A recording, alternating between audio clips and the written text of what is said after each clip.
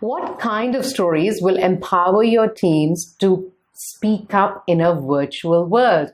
It's Wednesday and Wednesday video time just in 60 seconds.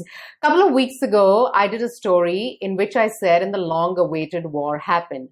Now, clearly, wars are not long-awaited. It should have been the long-anticipated war happened. And the only reason that mistake became obvious to me is because it's a video that I could go back and watch over and over again.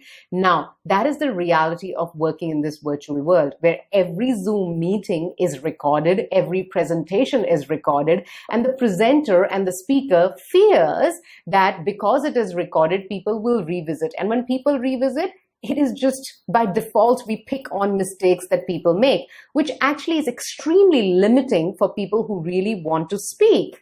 So these little errors will be made. They were always made, but just not obvious to us in a face-to-face environment where we were not recording things to pick on these mistakes.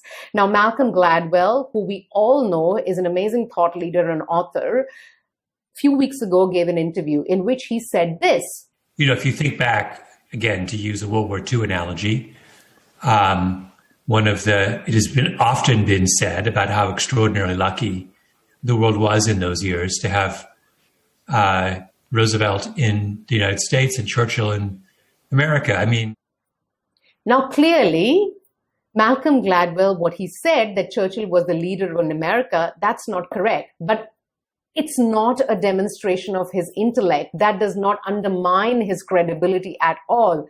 So all the leaders who are trying to get the best out of the teams in a virtual setting are going to have to normalize these little errors that are made. That is the only way for your teams to perform in this virtual world, which is forever on a record mode.